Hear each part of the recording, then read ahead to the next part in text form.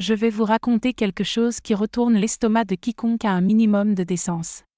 Pendant 10 années, l'être humain que j'aimais le plus au monde, celui que j'avais élevé avec tout mon amour, que j'avais mis au monde dans la douleur et la joie, m'a violenté tous les jours. Mon bras gauche était paralysé, je ne pouvais pas me défendre. Mon propre fils m'a abusé pendant une décennie entière. Et le pire, c'est qu'il faisait semblant de prendre soin de moi. Ça peut sembler sortir d'un film d'horreur, mais c'est arrivé ici même, à Lille, dans ma propre maison, sous le toit où je l'avais élevé, pensant faire de lui un homme bien. Je m'appelle Marguerite Dubois. J'ai 72 ans et je vis ici, à Lille, dans le Nord. Aujourd'hui, ceux qui me voient vendre mes tisanes médicinales sur la Grand Place, dans ma petite boutique pleine de plantes, discutant avec les gens et donnant des conseils, n'imaginent pas l'enfer que j'ai traversé.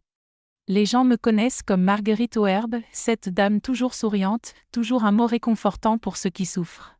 Mais derrière ce sourire se cache une histoire que j'ai gardée longtemps, jusqu'à ce que je décide qu'il était temps de parler. Avant de continuer, dites-moi dans les commentaires votre nom et d'où vous me lisez. Je veux savoir qui sont ces personnes courageuses, prêtes à entendre la vérité crue de la vie. Cette histoire n'est pas pour tout le monde. Elle va vous toucher d'une manière que vous n'avez peut-être jamais imaginée, mais je dois la raconter. Je sais qu'il y a d'autres femmes qui traversent ce que j'ai vécu et peut-être que mon courage pourra leur donner du courage à elles aussi. Chaque mot que je prononce est vrai. Chaque détail s'est réellement passé. Si vous restez jusqu'au bout, vous comprendrez pourquoi il m'a fallu tant de temps pour trouver le courage d'en parler. Ma vie n'a pas toujours été faite de plantes et de remèdes naturels. J'ai travaillé dans une usine textile ici à Lille, cousant toute la journée, gagnant mon argent à la sueur de mon front pour élever mon fils seul. L'usine était un grand bâtiment bruyant dans la zone industrielle. Des centaines de femmes y travaillaient, penchées sur leurs machines à coudre, fabriquant des vêtements que nous ne pourrions jamais nous offrir. Le père de Julien m'a quitté quand il a appris que j'étais enceinte. Il ne voulait pas de responsabilité et se disait trop jeune pour être père. C'était un beau garçon issu d'une bonne famille, il m'avait promis monts et merveilles, puis a disparu quand le sérieux est arrivé. J'avais seulement 18 ans quand Julien est né. Mais j'ai décidé de l'élever avec tout l'amour que je pouvais donner et de lui offrir ce que je n'avais jamais eu dans mon enfance. Ma mère était morte quand j'étais petite. Mon père était dur et incapable de montrer de l'affection. J'ai promis que mon fils serait différent, qu'il grandirait en sachant qu'il était aimé et qu'il aurait toutes les chances que je n'avais pas eues. Avec le recul, je pense que cet amour excessif l'a gâté, lui faisant croire qu'il pouvait tout se permettre avec moi. J'ai travaillé comme une forcenée pendant plus de 20 ans dans cette usine. Je me levais à 5 heures du matin, préparais le café, laissais le repas prêt pour Julien pour qu'il le réchauffe après l'école. Je prenais 2 bus pour arriver au travail à l'heure. L'usine était étouffante, pleine de poussière de tissus et de produits chimiques. Je restais courbée toute la journée sur ma machine à coudre, répétant sans fin les mêmes gestes. Le dos me faisait mal, les yeux se fatiguaient, mes doigts devenaient raides à force d'appuyer sur les pédales. Je rentrais à la maison épuisée, mais il fallait encore préparer le dîner, aider Julien avec ses devoirs, laver le linge, nettoyer la maison, tout organiser pour le lendemain. C'était une routine qui me brisait intérieurement, mais je tenais bon pour l'avenir de mon fils. Le week-end, quand je ne faisais pas le ménage ou la lessive, je l'emmenais au parc. Je lui achetais une glace. Je voulais lui offrir l'enfance que je n'avais pas eue. J'économisais chaque centime pour les fournitures scolaires, de beaux vêtements et de nouvelles chaussures quand ses pieds grandissaient. Julien me paraissait tendre et attentionné. À cette époque, je le voyais comme un fils modèle. Il donnait un coup de main dans la maison. Il balayait la cour et descendait les poubelles. Il me répétait qu'il m'aimait. Il me promettait que, devenu adulte, il veillerait sur moi. Ces phrases me donnaient l'énergie de continuer à travailler sans relâche chaque jour. Je rêvais du moment où il décrocherait son diplôme. Je l'imaginais trouver un bon poste et nous offrir enfin une existence plus paisible. Jamais je n'aurais pensé qu'en ce garçon que j'élevais au prix de tant d'efforts grandissait un être monstrueux. Jamais je n'aurais cru que toute cette tendresse que je lui offrais se transformerait dans son esprit en quelque chose de malsain. À l'école, Julien n'a jamais été brillant. Il n'était pas parmi les premiers mais ne causait aucun souci aux enseignants. Il se montrait discret, docile et rendait ses devoirs sans protester. Je participais à toutes les réunions parents-professeurs. Je discutais avec chaque enseignant. On me répétait toujours qu'il était poli et bien élevé. Personne n'avait jamais eu de plainte à son sujet. On n'évoquait jamais de problème de comportement. Cela me rassurait. Je croyais l'élever comme il fallait. Je pensais qu'il suivait la bonne voie. À ses 18 ans, j'ai commencé à percevoir des choses troublantes dans son attitude. D'abord, ses regards ont changé. Il me fixait autrement, surtout quand je me changeais ou sortais de la douche. Ses regards prolongés me mettaient mal à l'aise, mais je faisais semblant de ne rien voir. Il m'arrivait de sentir une présence quand j'étais dans ma chambre ou dans la salle de bain. Et quand je sortais vérifier, je le trouvais assis loin de là, les yeux sur son téléphone ou la télévision. Je me disais que je me faisais des idées, que la fatigue me rendait paranoïaque. Il est aussi devenu plus envahissant, plus tactile d'une manière qui ne correspondait plus à une relation mère-fils adulte. Il cherchait à m'enlacer sans cesse. Ses baisers sur la joue duraient plus que de raison. Il inventait 1000 prétextes pour me toucher. Dans la cuisine, pendant que je préparais le repas, il arrivait par derrière et me serrait contre lui. Son corps contre le mien me mettait mal à l'aise. Quand je protestais, il éclatait de rire et me répondait qu'il était simplement affectueux. Il disait qu'on ne pouvait plus même étreindre sa propre mère. Un jour, il a proposé de me masser car il me trouvait épuisé par le travail. J'ai accepté, pensant à un geste filial. Mais son massage avait quelque chose d'étrange. Ses mains ont d'abord caressé mes épaules comme il se doit. Puis elles ont glissé vers mon dos, sur mes flancs, approchant dangereusement de ma poitrine. Quand j'ai dit que cela n'était pas normal, il a minimisé. Il a prétendu qu'il voulait juste apaiser mes tensions. Il me répétait que je voyais le mal là où il n'y en avait pas. Petit à petit, la situation a dégénéré d'une manière insidieuse. J'ai mis du temps à comprendre ce qui se tramait. Il s'est mis à entrer dans ma chambre sans frapper, toujours sous un faux prétexte. Il venait soi-disant pour me poser une question sur ses cours. Ou pour récupérer un objet. Ou pour parler de travail. Mais je voyais bien son regard s'attarder sur mon corps d'une façon qui n'avait rien de maternel. Quand j'étais en chemise de nuit, il traînait plus longtemps. Il restait à parler de choses futiles juste pour continuer à m'observer. Chaque fois que je mentionnais ce comportement étrange, il se mettait en colère. Il m'accusait d'avoir l'esprit mal tourné. Il jurait qu'il voulait seulement discuter. Il me disait que j'interprétais tout de travers. Que ma paranoïa venait de la fatigue. Que j'avais besoin de repos. Il réussissait à me faire culpabiliser de mes soupçons. Il me faisait croire que je voyais le mal là où, d'après lui, il n'y avait rien. Une nuit, il est rentré un peu ivre et a tenté de s'installer dans mon lit. Il m'a dit qu'il avait peur. Qu'un cauchemar horrible l'avait réveillé. Qu'il ne pouvait pas dormir seul. Je l'ai laissé aller se coucher en me disant que ce n'était qu'un épisode passager. Le lendemain, il retournerait dans sa chambre. Mais au milieu de la nuit, j'ai senti ses mouvements étranges. Son corps collé contre le mien. Sa main glissant sur ma taille puis sur ma jambe. Quand j'ai ouvert les yeux, tremblante, et que je lui ai demandé ce qu'il faisait, il a feint un sommeil profond. Au petit déjeuner, quand j'ai osé en parler, il m'a assuré que j'avais rêvé. Que rien ne s'était produit. Que je mélangeais rêve et réalité. Il a ajouté que ce genre de cauchemar arrivait souvent aux gens surmenés. Que je devrais prendre davantage soin de moi. Ces paroles ont semé le doute en moi. J'ai commencé à remettre en question mes souvenirs et mes perceptions. Peu à peu, une peur sourde s'est installée face à mon propre fils. Et pourtant, la culpabilité me rongeait de penser ainsi. C'était mon enfant, celui que j'avais élevé avec tant d'amour et de sacrifice. Comment pouvais-je même envisager une telle horreur? Comment imaginer que mon fils ait des pensées impures à mon égard? Je me répétais que je délirais, que la fatigue me jouait des tours. Que je devais cesser de voir le mal où il n'y en avait pas. J'ai commencé à éviter les moments où nous étions seuls à la maison. Je trouvais toujours un prétexte pour m'occuper ailleurs lorsqu'il était là. J'ai pris l'habitude de fermer la porte de ma chambre à clé, ce que je n'avais jamais fait avant. J'ai modifié mes routines, je me changeais dans la salle de bain au lieu de ma chambre. Ces précautions m'angoissaient davantage. Je ne comprenais plus pourquoi je me protégeais ainsi de mon propre fils. Puis est arrivé ce jour qui a tout bouleversé. Qui a tranché ma vie en deux, avant et après. C'était un lundi matin, le 15 mars 1998. La journée avait commencé comme les autres. Je m'étais levée à 5 heures comme d'habitude. Préparer le café, préparer mon repas, enfiler mes vêtements de travail. Julien dormait encore quand j'ai quitté la maison. C'était une journée d'été chaude mais adoucie par une brise agréable. Le matin avait un parfum presque apaisant. Je suis arrivée à l'usine à l'heure. J'ai pointé et pris place à ma machine à coudre. Je travaillais sur un lot de robes féminines à livrer avant midi. Des modèles difficiles à cause des courbes du tissu. Je me souviens de ma concentration.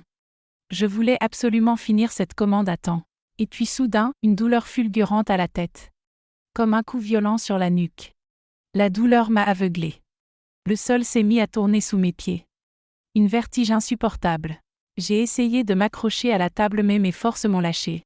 Le dernier souvenir que j'ai, c'est ma chute de la chaise. Le bruit des machines qui s'arrêtaient. Des cris de femmes courant vers moi. Puis plus rien. Quand j'ai ouvert les yeux, j'étais à l'hôpital, branché à des appareils. Le médecin m'a annoncé que j'avais subi un AVC. Il a précisé que j'étais très jeune pour ce genre d'accident, que le stress du travail et de ma vie avait joué un rôle énorme. Mon côté gauche était engourdi. Mon bras et ma jambe refusaient de m'obéir. À partir de là, ma vie est devenue un enfer. J'avais besoin d'aide pour tout. Pour me laver, m'habiller, aller aux toilettes, manger. Julien avait 22 ans à l'époque. Il s'est proposé de s'occuper de moi. Il a affirmé qu'il allait tout abandonner pour me soigner. Parce que j'avais consacré ma vie entière à prendre soin de lui. À ce moment-là, j'étais bouleversée par un tel dévouement. Les premiers jours à la maison se sont déroulés normalement. Il m'a aidée avec douceur, m'accompagnait aux toilettes, me nourrissait, m'assistait pour me laver. Je me sentais chanceuse d'avoir un fils si attentif. Mais peu à peu les choses ont changé. D'abord, il a affirmé qu'aucun autre ne pouvait s'occuper de moi correctement. Il a congédié la dame que l'assistante sociale avait trouvée pour m'aider quelques heures par jour. Colette, une femme d'environ 50 ans, était douce et expérimentée. Elle venait 3 fois par semaine pour me laver et assurer quelques exercices de kinésithérapie. Elle connaissait bien les séquelles d'un AVC, savait gérer la paralysie, et faisait preuve de gentillesse et de respect. Julien a commencé à se plaindre d'elle. Selon lui, elle était négligente, maladroite, brutale lors des soins. Il a accumulé tant de reproches que la pauvre femme a fini par abandonner. Ensuite, il a insisté sur le fait que j'étais sale, qu'un bain plus long était nécessaire, et que lui seul pouvait m'assurer une hygiène correcte. Les bains de 10 minutes avec Colette sont devenus des séances d'1 heure avec lui. Il prétendait qu'une personne paralysée accumulait la saleté dans des endroits insoupçonnés.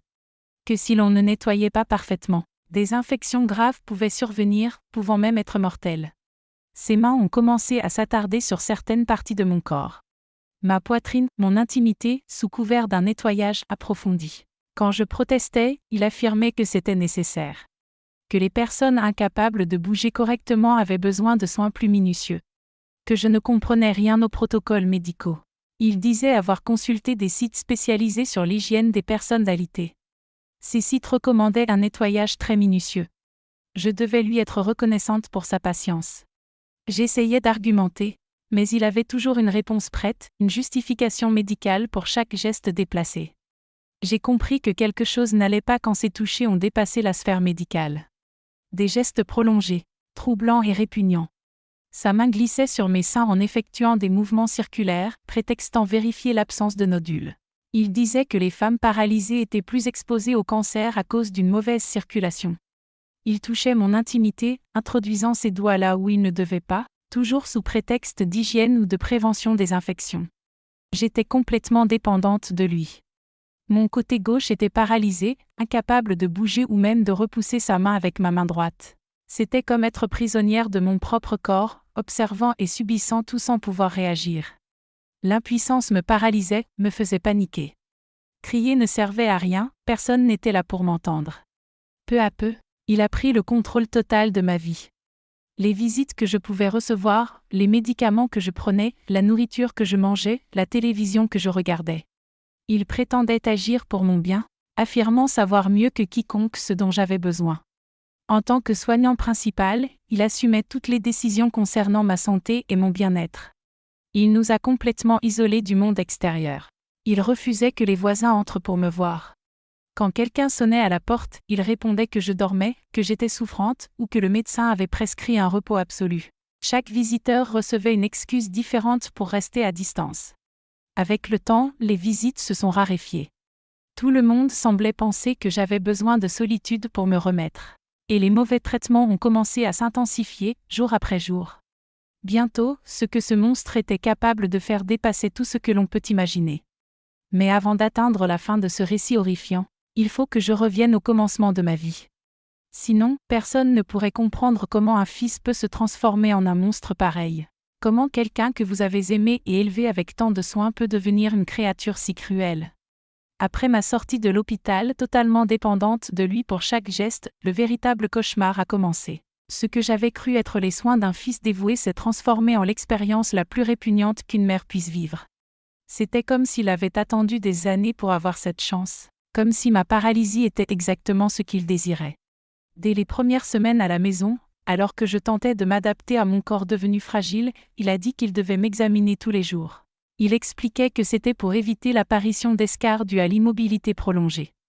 Il affirmait avoir fait des recherches sur Internet concernant les soins aux personnes alitées. Il montrait des photos choquantes d'escarres infectés qu'il avait imprimées, assurant que c'était exactement ce qui pourrait m'arriver si on ne faisait pas attention. J'ai cru en ses paroles. C'était mon fils, la seule personne à qui je pouvais me fier. Pourquoi aurais-je douté de lui ? Il semblait si attentif, si dévoué, parlant avec autorité des risques médicaux qui me menaçaient. Mais peu à peu, ses examens ont commencé à s'éterniser. Ses mains ont commencé à se promener dans des zones qui n'avaient aucun rapport avec les soins des escarres. Il passait chaque centimètre de mon corps au crible, affirmant devoir tout contrôler car les escarres pouvaient apparaître partout. Il a fini par dire que mes seins semblaient gonflés et qu'il fallait les masser pour améliorer la circulation sanguine. Il prétendait avoir lu sur des sites spécialisés que les femmes alitées longtemps pouvaient souffrir de problèmes de circulation mammaire et que le massage était crucial pour prévenir des complications graves. Ses mains restaient là, longtemps, pressant et bougeant, provoquant une sensation horrible dans mon ventre. Un mélange de dégoût, de peur et de confusion m'envahissait. Quand je protestais, disant que ça me faisait mal ou que je n'aimais pas ces touchés, il répliquait que c'était normal. Au début, disait-il, c'est toujours gênant, mais avec le temps le corps s'habitue et même s'améliore. Il répétait sans cesse que je ne devais pas être égoïste. Il affirmait qu'il sacrifiait son temps pour s'occuper de moi et que, si je voulais retrouver la santé, je devais coopérer au traitement. Il le disait avec une assurance telle que je finissais par douter de mes propres ressentis. Je me surprenais à penser que peut-être je me trompais sur l'interprétation de ses gestes. Le premier véritable incident, celui qui a marqué le basculement vers les pires abus, a eu lieu un jeudi après-midi, pendant un bain. Il a prétendu que j'étais très sale en bas et qu'il fallait nettoyer soigneusement pour éviter une infection urinaire grave qui pourrait me tuer. Ses gestes ont pris une tournure qui n'avait rien à voir avec l'hygiène. Il a enfoncé ses doigts là où il n'avait aucun droit d'aller, en disant qu'il retirait la saleté que je ne pouvais pas enlever moi-même à cause de la paralysie. J'ai tenté de refermer les jambes. J'ai mobilisé toute la force qu'il me restait du côté droit pour me défendre. Mais il m'a maintenu fermement et, d'une voix faussement douce, il a dit « Maman, détends-toi, je suis ton fils. Il n'y a rien de mal, tu m'as donné le bain toute ta vie, tu m'as nettoyé, tu m'as appris l'hygiène, maintenant c'est à mon tour de m'occuper de toi. » La comparaison était absurde et répugnante. Pourtant, il parlait avec une telle apparente normalité que, l'espace d'un instant, il a réussi à me faire douter. À partir de ce jour-là, les bains sont devenus une torture quotidienne. Des séances d'horreur que je voyais venir et auxquelles je ne pouvais échapper. Il mettait plus d'1 heure à me laver, toujours sous prétexte d'hygiène et de santé. Il répétait qu'une femme paralysée nécessitait des soins spécifiques, que je ne comprenais rien à la médecine et qu'il avait tout appris sur Internet, sachant exactement ce qu'il faisait. Et moi, incapable de bouger correctement, totalement dépendante de lui, je ne pouvais ni résister ni fuir. C'était un désespoir impossible à décrire. Un mélange de terreur, de dégoût et d'impuissance. Puis il a instauré ce qu'il appelait des massages médicaux. Il assurait qu'il devait travailler mon ventre chaque jour pour stimuler mes intestins, que les paralysés souffraient de constipation et que seul un massage abdominal pouvait prévenir une obstruction mortelle. Mais ses gestes déviaient toujours. Il commençait sur le ventre et descendait peu à peu vers des zones qui n'avaient rien à voir avec le transit. Quand je me plaignais, il se mettait en colère et criait « Maman, tu veux guérir ou mourir d'infection ? Je suis en train d'essayer de te sauver et tu te plains. » La manipulation psychologique était la pire des violences, pire encore que les abus physiques. Il répétait chaque jour les mêmes phrases, comme un mantra qui me brisait intérieurement « Maman, tu dépends de moi pour tout, et si je ne suis pas là, qui s'occupera de toi, qui te nourrira, t'emmènera aux toilettes, te donnera tes médicaments, aura la patience de supporter une infirme ?» Il me touchait de manière inappropriée tout en me disant que c'était normal. Il insinuait que je devais lui être reconnaissante de son sacrifice. Il me martelait que j'étais un poids pour tout autre, que lui seul avait la patience de prendre soin d'une infirme comme moi, et que sans lui je finirais dans un hospice sordide où personne ne me traiterait correctement. Il dressait un tableau si effrayant de ma situation que je tremblais à l'idée d'être sans lui, même en sachant que ce qu'il me faisait était mal. C'était un cercle vicieux de dépendance et de peur. Quand j'essayais de protester davantage, de crier plus fort ou de le repousser de ma main valide, il passait aux menaces subtiles mais implacables. Il parlait avec cette voix calme et contrôlée. « Maman, qui croira une paralysée contre moi ?» répétait-il. Ici, dans le quartier, dans toute la ville, tout le monde me voit comme le fils dévoué qui a tout abandonné pour s'occuper de sa mère malade. Et si tu inventes des histoires sur moi, ils diront que tu es devenue folle à cause de ta maladie, que tu as des délires. Ces phrases me transperçaient comme une lame. Parce que, au fond, je savais qu'il avait raison. Qui allait me croire face à lui? Peu à peu, il a commencé à contrôler chaque aspect de ma vie. Il décidait de tout, jusqu'au moindre détail de ma routine. Il ne laissait plus entrer personne dans la maison, même pas les voisins qui, parfois, venaient prendre de mes nouvelles. Quand Madame Martin, la voisine d'Alexandra côté, frappait à la porte pour demander comment j'allais, il répondait à ma place. Il disait que je dormais sous l'effet de médicaments puissants, que le médecin avait prescrit un repos absolu, que les visites m'agitaient et ralentissaient ma guérison. La pauvre repartait inquiète, persuadée qu'elle m'aidait en me laissant tranquille. Il répétait à tout le monde que j'étais trop faible, que les visites nuisaient à ma santé, que je devais rester isolée pour me remettre. Ainsi, il nous a coupés du monde extérieur. Je me suis retrouvée complètement seule avec lui. Les menaces sont devenues plus précises.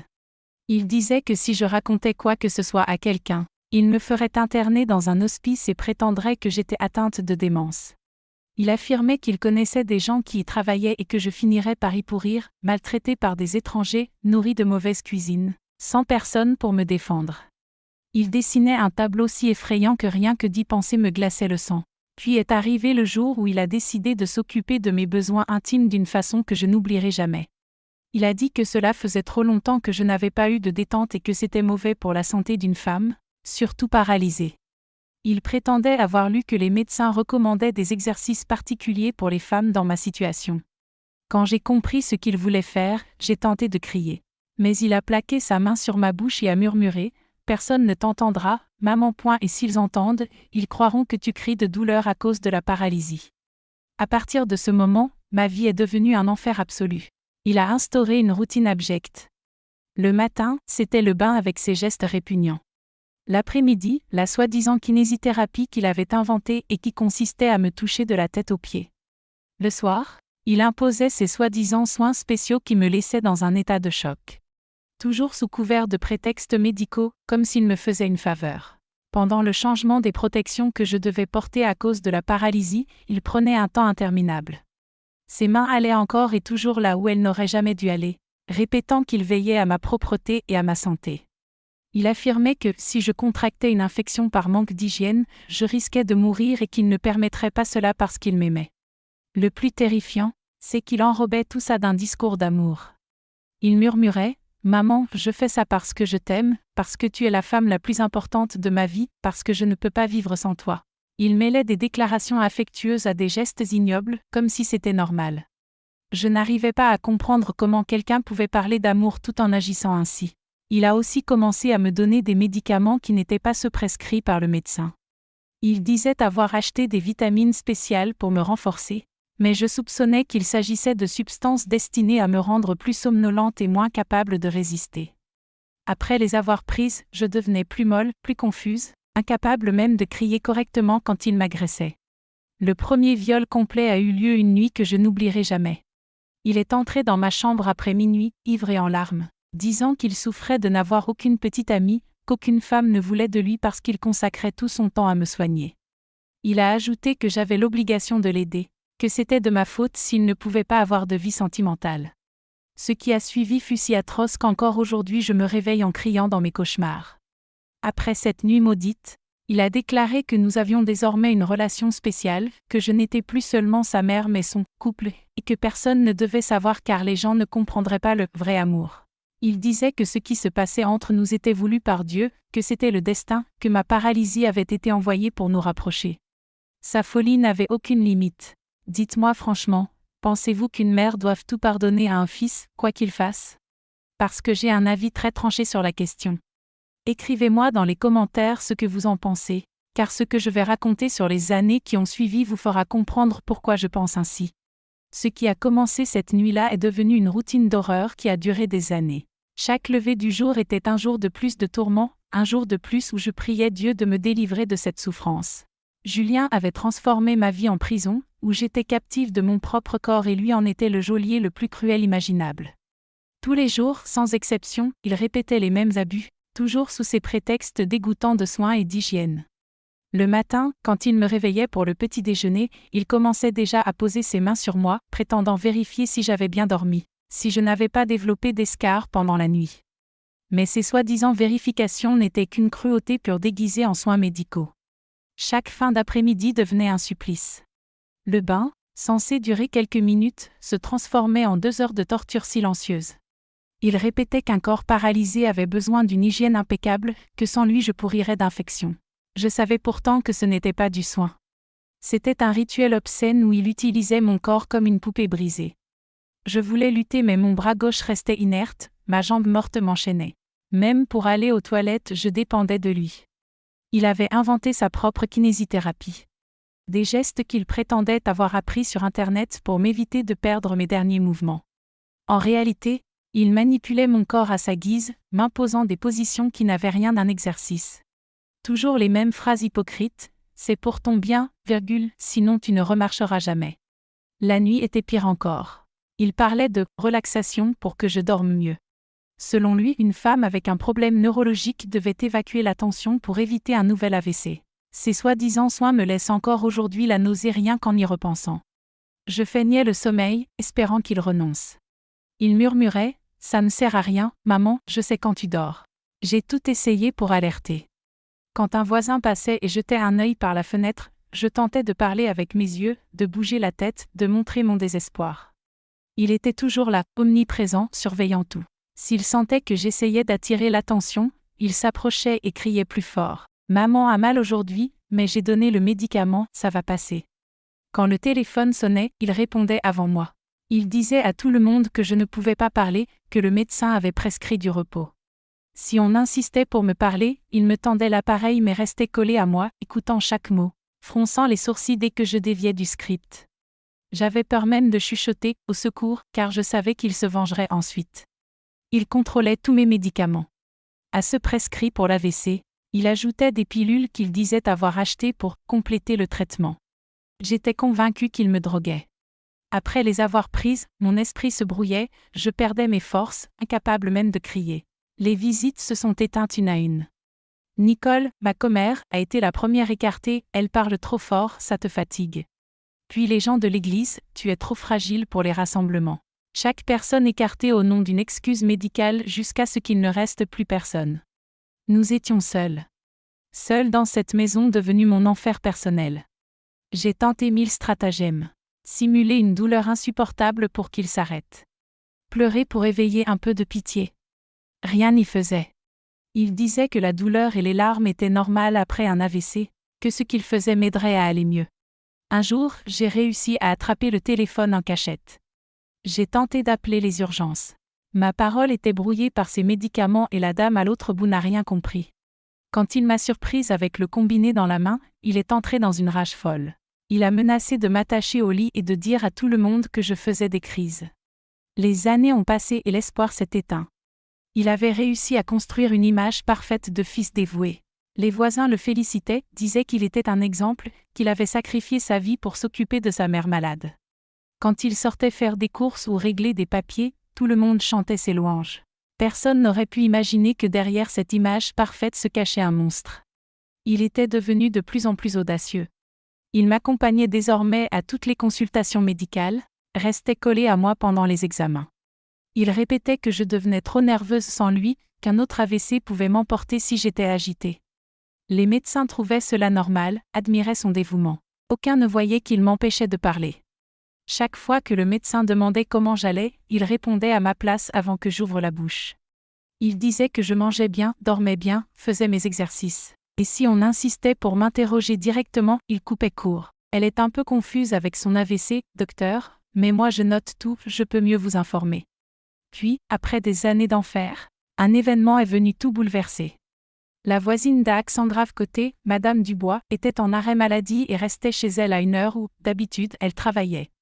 Ce jour-là, je n'en pouvais plus. Pendant qu'il m'avilissait, j'ai crié. J'ai crié avec une force que je ne me connaissais pas. J'ai hurlé « au secours » jusqu'à perdre ma voix. Madame Dubois a entendu. Elle a dit plus tard que c'était le cri le plus inhumain qu'elle ait jamais entendu, comme un appel arraché sous la torture. Elle s'est inquiétée et est venue frapper. Julien a ouvert, tout tranquille, racontant que j'avais eu une crise de douleur, qu'il avait déjà donné le médicament, que ça allait mieux. Mais Madame Dubois n'y a pas cru. Elle a insisté pour me voir. Il a essayé de la repousser, mais elle a forcé la porte et est entrée. Elle m'a trouvé sur le lit, en sueur, des marques de mains sur le cou, les yeux rougis d'avoir tant pleuré. Elle a tout de suite compris que quelque chose clochait. J'avais ce regard désespéré, cherchant à parler sans y parvenir. Elle a dit qu'elle allait appeler les urgences, que je devais être hospitalisée. Il a tenté de la convaincre que ce n'était pas nécessaire, que c'était normal, que j'étais toujours comme ça lors des crises. Mais elle n'a rien voulu entendre et a composé le SAMU. En attendant l'ambulance, elle est restée près de moi, tenant ma main. Je tentais de dire « au secours » avec les yeux, car ma voix ne sortait plus.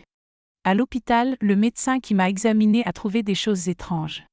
Il a dit que mes niveaux de stress s'étaient anormalement élevés pour une personne soi-disant bien soignée. Il m'a demandé si je ressentais des douleurs inhabituelles, s'il se passait quelque chose chez moi qui pouvait m'agiter. Julien, comme toujours, a répondu à ma place, répétant que c'était normal chez une personne avec un problème neurologique. Mais cette fois, le médecin a insisté. Il a dit qu'il devait faire certaines procédures et qu'il valait mieux que Julien sorte de la pièce. Julien a tenté de refuser, mais le médecin a tenu bon. Pour la première fois en des années, je me suis retrouvée seule face à quelqu'un qui pouvait m'aider. En commençant l'examen, le médecin a remarqué des marques sur mon corps qui n'avaient rien à voir avec les soins supposés reçus à la maison. Il m'a demandé si quelqu'un me faisait du mal, si j'étais maltraitée. J'ai essayé de parler, mais j'étais tellement nerveuse que les mots se bousculaient, sortaient de travers. Alors il m'a proposé de répondre par un signe de tête, oui ou non. Quand il a demandé si quelqu'un de ma famille me faisait du mal, j'ai hoché la tête. Quand il a demandé si c'était mon fils, j'ai hoché encore. Il a immédiatement appelé l'assistante sociale et une psychologue. Elles sont venues, se sont assises près de moi, m'ont parlé doucement. Peu à peu, elles ont réussi à comprendre. J'ai dit tout ce que je pouvais, même avec ma voix brouillée, même en tremblant. J'ai parlé des abus, des attouchements, des menaces. Leurs visages se sont figés d'horreur, mais elles m'ont cru. Quand elles sont allées confronter Julien, il a tout nié avec un calme glaçant. Il a affirmé que j'étais en plein délire, que c'était fréquent chez les personnes neurologiquement atteintes, qu'il était un fils dévoué et que mes accusations étaient absurdes. Il a ajouté que j'étais ingrate après tout ce qu'il avait sacrifié pour moi. Il était tellement convaincant que, l'espace d'un instant, j'ai cru qu'ils allaient le croire. Son aplomb, sa tranquillité ont presque fissuré mes certitudes. Mais l'assistante sociale a décidé de pousser plus loin. Elle a annoncé qu'il ferait des examens approfondis et que, s'il découvrait le moindre indice d'abus, la police serait immédiatement prévenue. Je sais que ce récit est insupportable, mais je parie que beaucoup d'entre vous n'auront pas le courage d'appuyer sur le like. Prouvez-moi que je me trompe. Appuyez, montrez-moi que vous avez ce courage. Car ce qui s'est passé après ces examens est encore plus choquant que tout ce que j'ai raconté jusqu'ici. Les analyses à l'hôpital ont confirmé chaque mot. Le médecin légiste a trouvé des traces d'abus récents et anciens, des marques sur mon corps qui prouvaient que je disais la vérité. Quand ils ont montré les résultats à Julien, il a continué de nier. Mais il ne pouvait plus maintenir son masque de fils dévoué. Tout le monde voyait enfin le monstre qu'il était. La police a été appelée. Ils l'ont arrêté sur le champ. Menotté, il hurlait que j'étais folle, que j'inventais tout, qu'il allait poursuivre tout le monde pour diffamation. Mais ces cris ne servaient plus à rien. Les preuves étaient là, inscrites sur ma peau, marquées par des années d'abus. Et plus personne ne pouvait nier la réalité. Je suis restée hospitalisée presque 2 semaines pendant qu'il décidait de mon sort. Je n'avais aucun proche dans la famille pour s'occuper de moi et l'idée de finir dans un hospice ou dans un lieu inconnu me terrifiait. Puis, un miracle inattendu est arrivé que je n'oublierai jamais. Thérèse est apparue, une cousine éloignée de mon père dont j'avais à peine le souvenir. Elle avait appris ma situation par une amie travaillant à l'hôpital. Elle est venue me chercher et m'a dit que, même après plus de 20 ans sans contact, elle ne pouvait pas me laisser traverser cela seule. Thérèse m'a expliqué qu'elle possédait une maison avec une chambre au rez-de-chaussée, qu'elle pouvait prendre soin de moi et qu'elle ne me laisserait pas abandonner. À ces mots, j'ai pleuré pour la première fois de soulagement après des années de larmes liées uniquement au désespoir. La maison de Thérèse se trouvait dans un quartier éloigné du centre de l'île, dans une rue calme bordée d'arbres et de maisons simples. Elle avait aménagé la chambre pour moi avec des barres d'appui dans la salle de bain, un lit plus bas pour que je puisse m'asseoir seule et un fauteuil roulant pour circuler dans la maison. Pour la première fois en des années, j'étais dans un lieu où je pouvais être sûre que personne ne me ferait de mal. Les premiers jours chez Thérèse furent étranges. J'avais tellement peur que le moindre bruit me faisait sursauter. Lorsque Thérèse s'approchait pour m'aider, je me recroquevillais instinctivement, m'attendant à être agressée. Mon corps avait enregistré la peur d'une manière telle que même ceux qui voulaient m'aider me faisaient peur. Elle fit preuve d'une patience infinie, parlant doucement, se mouvant lentement et prévenant toujours avant de me toucher. La première démarche de Thérèse fut de m'emmener chez une kinésithérapeute nommée Marie, dont le cabinet se trouvait à proximité. Marie était une femme d'une 50aine d'années, aux cheveux courts, ferme mais chaleureuse dans son approche. Quand Thérèse lui raconta mon histoire, j'ai vu sa colère et sa révolte. Elle me promit qu'elle ferait tout pour m'aider à retrouver mes mouvements et à recouvrer mon indépendance. Les premières séances furent éprouvantes. Mon corps était tendu, paralysé par la peur et le traumatisme. Marie expliqua que c'était normal, les personnes ayant subi des abus physiques gardent souvent un corps contracté, comme pour se protéger d'une attaque. Elle commença par des exercices doux de respiration et de relaxation, m'apprenant à faire confiance à mon corps à nouveau. Mais Marie n'était pas seulement kinésithérapeute. Elle devint ma confidente, mon amie et ma thérapeute improvisée. Lors des séances, elle m'encourageait à parler de tout ce que j'avais vécu, m'écoutait sans jugement et m'aidait à comprendre que rien de tout cela n'était de ma faute. Elle répétait que l'AVC n'était pas une punition divine, que je ne méritais pas cette souffrance et que j'étais une survivante, pas une victime. Après environ 3 mois de kinésithérapie, un événement me laissa sous le choc. Pendant un exercice où j'essayais d'atteindre un objet posé sur la table par Marie, ma main gauche bougea toute seule pour la première fois depuis l'AVC. Ce fut un petit mouvement, les doigts se refermant légèrement, mais j'éclatai en sanglots d'émotion. Marie pleura avec moi et dit « Regarde, Marguerite, ton corps reprend vie ». À partir de ce moment, les exercices devinrent plus intenses. Marie expliqua que mon cerveau créait de nouvelles connexions et que mes mouvements reviendraient progressivement si je ne renonçais pas. C'était un travail ardu, parfois douloureux, mais chaque petit progrès ravivait mon espoir. D'abord, mes doigts ont commencé à bouger un peu, puis mon poignet, puis mon coude. Ma jambe a aussi commencé à répondre davantage. Thérèse m'a ensuite emmenée voir une psychologue, le docteur Hélène, spécialisée dans les traumatismes graves. Elle a expliqué que j'avais 2 types de traumas à surmonter. L'AVC qui avait bouleversé ma vie en un instant et les années d'abus qui avaient suivi. Elle m'a dit que ce serait un long chemin et qu'il fallait que je sois patiente avec moi-même, car la guérison d'un trauma ne se fait pas du jour au lendemain. Les séances avec le docteur Hélène furent cruciales pour comprendre beaucoup de choses. Elle m'a appris que ce que Julien m'avait fait avait un nom. Violence sexuelle, abus sur personnes vulnérables, séquestration. Ce n'était ni soin, ni amour, ni rien qui y ressemble. Il avait exploité ma dépendance physique pour satisfaire ses désirs pervers et c'était un crime, peu importe qu'il soit mon fils. Avec le temps, j'ai compris que je n'étais responsable de rien. Je n'avais pas à me sentir coupable d'avoir eu un AVC. Je n'étais pas coupable d'être devenue dépendante. Je n'étais pas responsable d'avoir élevé un fils devenu un monstre. Le docteur Hélène m'a appris que les victimes se sentent souvent coupables, mais que cette culpabilité est illusoire. C'est juste une manière pour l'esprit d'essayer de donner un sens à l'incompréhensible. Quelques mois après le début du traitement, un jour inoubliable est arrivé. Marie m'a annoncé qu'elle allait essayer de me faire marcher seule, avec seulement une canne comme soutien. J'avais terriblement peur de tomber, mais elle m'a dit « Fais-moi confiance, Marguerite, tu es prête. » Et j'étais prête. J'ai réussi à faire environ 3 pas seule, tremblante mais déterminée. Thérèse était là, les larmes coulant sur ses joues, au point que j'ai cru qu'elle allait avoir une crise. Marcher seule a tout changé. Je ne dépendais plus de personne pour aller aux toilettes, prendre un verre d'eau ou m'approcher de la fenêtre pour regarder la rue. Cela peut sembler banal, mais pour quelqu'un qui était resté des années immobile, chaque geste était une victoire immense.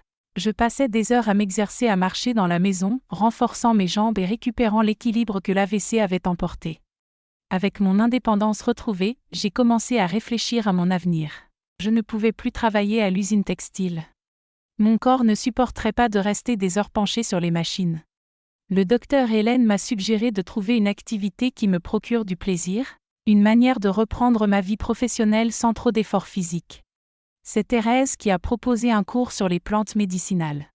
Elle a rappelé que j'avais toujours eu un don pour les soins à base de plantes, que jeune, je savais préparer des tisanes pour tout et que ma mère m'avait beaucoup appris sur les remèdes maison.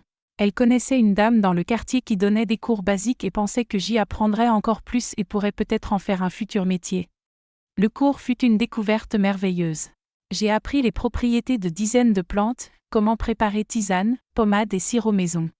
La professeure, Madame Carmen, m'a dit que j'avais un vrai don pour manipuler les plantes et que mes mains étaient faites pour fabriquer des remèdes. C'était la première fois depuis longtemps que quelqu'un valorisait mes compétences et me faisait sentir à nouveau utile. Pendant que je me rétablissais et reconstruisais ma vie, le procès contre Julien avançait. Il a été condamné à 12 ans de prison pour viol sur personnes vulnérables, séquestration et maltraitance. J'ai pensé que justice était enfin faite et qu'il allait payer pour tout ce qu'il m'avait infligé pendant tant d'années. Mais je ne m'étais pas douté que le système pénitentiaire français était si laxiste. Voici la partie où beaucoup de gens pourraient me juger.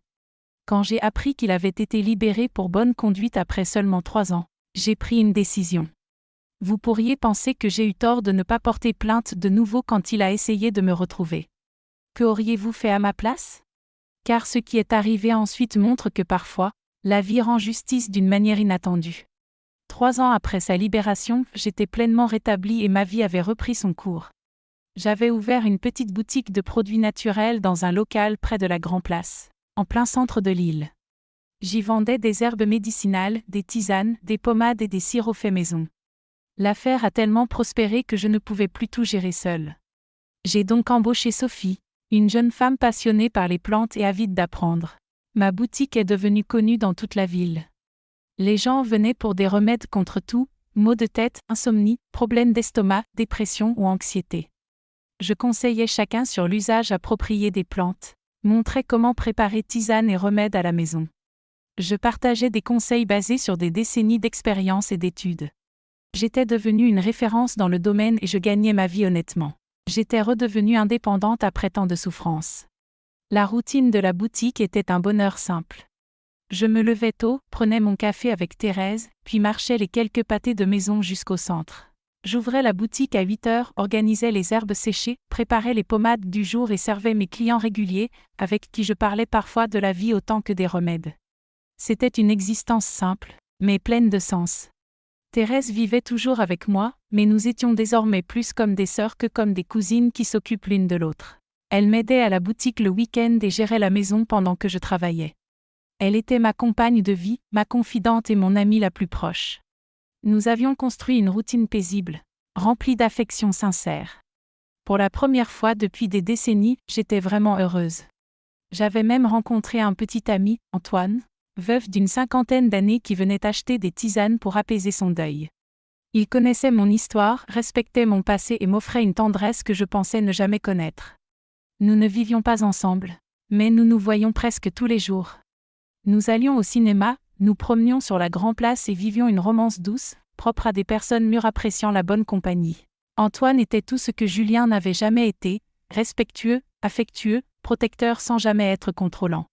Il m'apportait des fleurs chaque vendredi, m'aidait à porter les cartons lourds de la boutique et m'attendait pour fermer afin que nous dînions ensemble dans un petit restaurant proche. Notre relation reposait sur le respect, la confiance et l'affection sincère. C'était ainsi que l'amour devait être. Ce furent 20 ans de paix, de reconstruction et de bonheur, que je n'aurais jamais cru possible. J'avais réussi à transformer ma douleur en un objectif, en aidant les autres grâce aux plantes médicinales.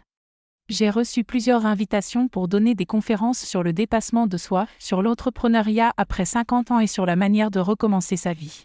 Je suis devenue un exemple dans la ville, la femme capable de rebondir après avoir traversé l'enfer. Ma boutique a prospéré au-delà de ce que j'aurais pu imaginer.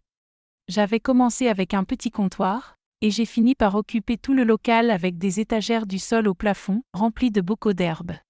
Un réfrigérateur contenait mes pommades maison, et une grande table accueillait ceux qui venaient chercher des conseils plus détaillés. Certains clients venaient de villes voisines juste pour acheter mes produits. Pendant ces 20 années, j'ai aussi créé un groupe informel de soutien pour les femmes victimes de violences domestiques. Tous les mardis, après la fermeture de la boutique, nous nous réunissions dans l'arrière-boutique pour discuter, partager nos expériences et nous donner du courage. Beaucoup ont réussi à quitter des relations abusives après avoir participé à ces rencontres. C'était ma manière de restituer l'aide que j'avais reçue lorsque j'en avais le plus besoin. La réputation de ma boutique s'est tellement étendue qu'un journaliste du journal local est venu m'interviewer.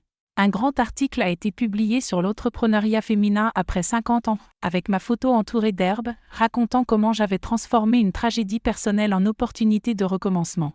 J'ai encadré la coupure de l'article derrière le comptoir, comme rappel que l'on peut réussir même après avoir traversé le pire. Mais un jeudi matin de l'année dernière, alors que j'organisais des pots de pommade d'arnica que je venais de préparer, j'ai entendu une voix familière demander de l'aide. C'était tremblant, faible, très différente de la voix autoritaire qui m'avait terrorisée pendant tant d'années. Quand je me suis retournée pour voir de qui il s'agissait, j'ai failli tomber à la renverse de surprise. C'était Julien, mais plus l'homme fort et dominateur qui m'avait violentée pendant une décennie. À la porte de ma boutique se tenait un homme brisé, maigre, la peau jaunie, marchant avec difficulté en s'appuyant sur une canne. Ses cheveux étaient gris et clairsemés, ses yeux enfoncés, ses vêtements trop larges sur un corps amaigri. Il semblait avoir vieilli de 20 ans en 10 ans. Il était presque méconnaissable, sauf cette voix qui me donnait encore des frissons. Il m'a vu et a commencé à pleurer d'une manière pathétique, celle des hommes qui pleurent quand ils ont besoin d'aide. Sa voix était étranglée lorsqu'il a parlé.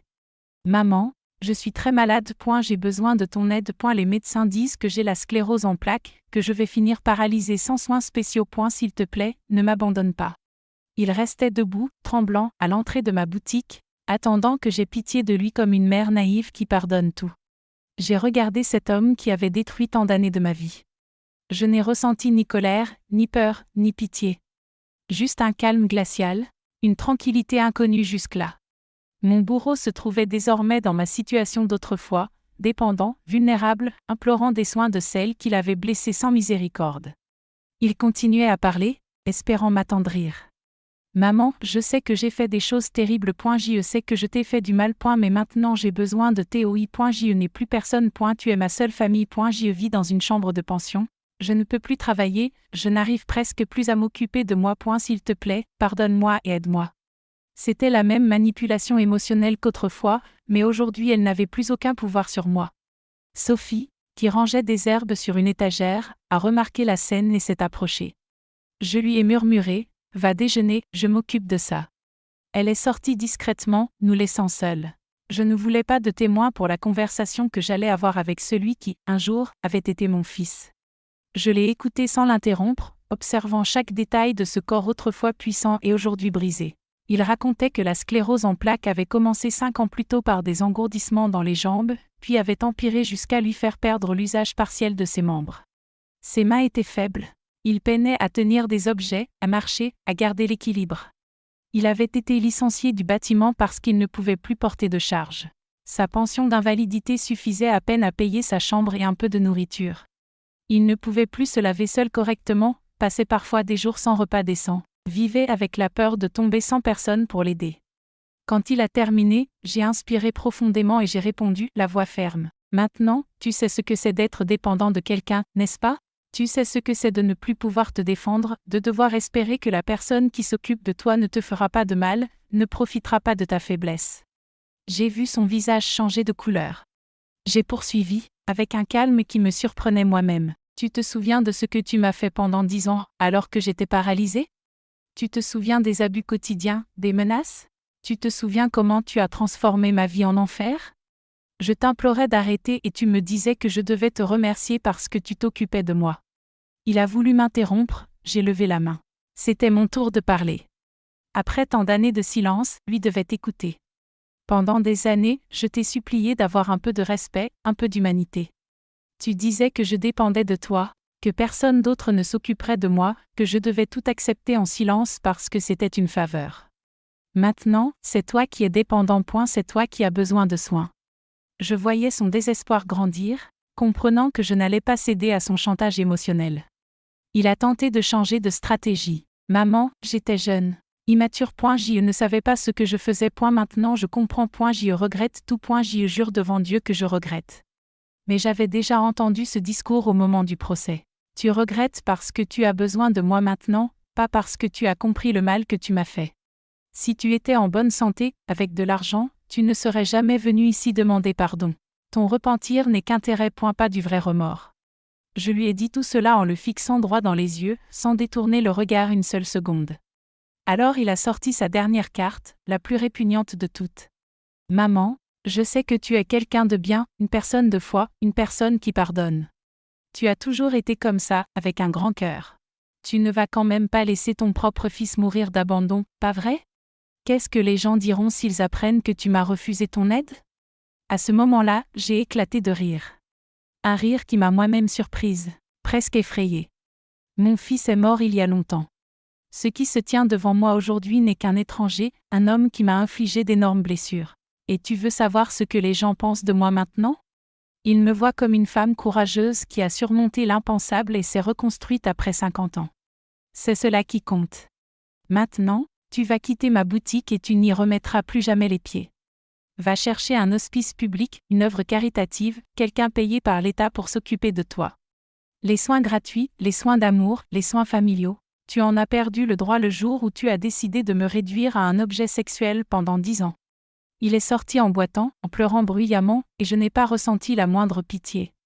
Dès qu'il a passé la porte, j'ai verrouillé, j'ai retourné l'écriteau sur « fermé » et je me suis assise derrière le comptoir.